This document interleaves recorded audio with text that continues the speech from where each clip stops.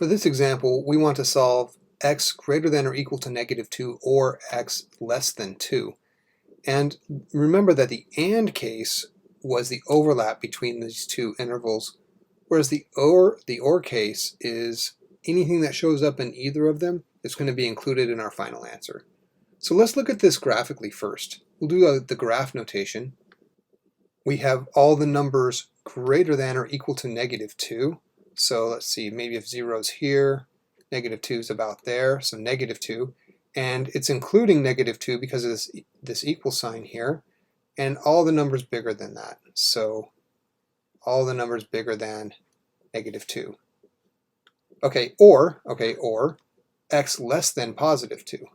So let's see here, 1, 2, here's +2, and now it's all the numbers to the left of +2, including +2. Okay, so there's that, and now we're including everything to the left of 2.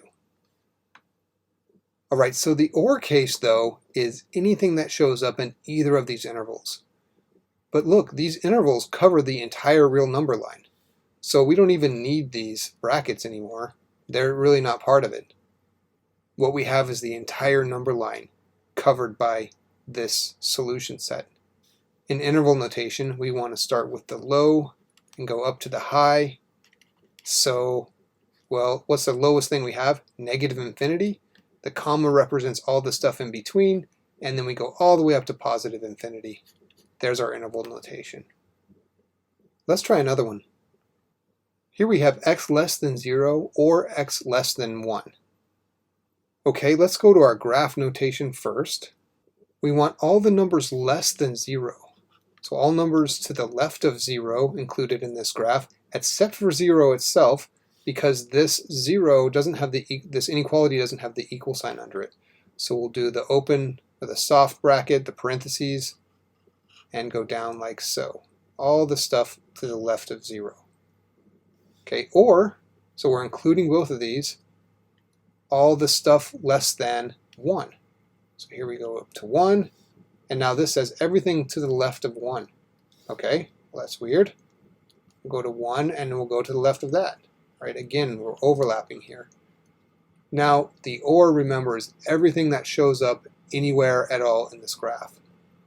So our final answer here for the graph notation, we'll get rid of this parentheses on 0, because that's just repeating itself, and we start at 1 and we go down to -infinity. Graph notation is notoriously cumbersome. We wouldn't want to use this very often. Instead, we use interval notation, which goes from low to high. So where do we start here? Well, we're all the way down at -infinity. The comma represents all the stuff in between, and then we stop up here at 1, using soft brackets on both. Infinity is technically not a real number. It's outside of the field of real numbers. So we never include it in our interval notation. It's always a soft bracket. Let's try another one. Here we have x greater than or equal to -3 or x less than -4. All right, well, let's start with our graph again. Maybe we have 0 here in the middle. So we want all the numbers bigger than or to the right of -3. So 1, 2, 3, here's -3. And we're including -3 because we have the equal sign here. And we want all the numbers bigger than -3. So there we go, something like that.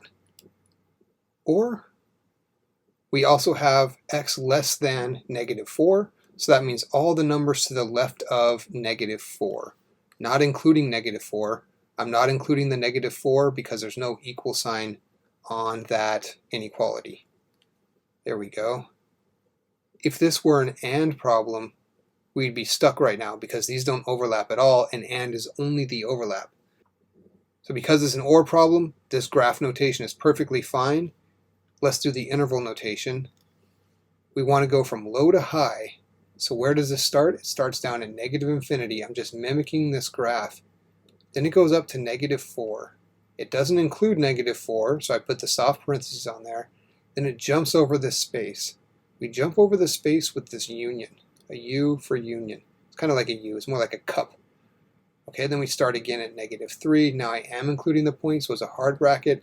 And then we keep going. The comma means all the stuff in between, and then we keep going out to infinity. There we go.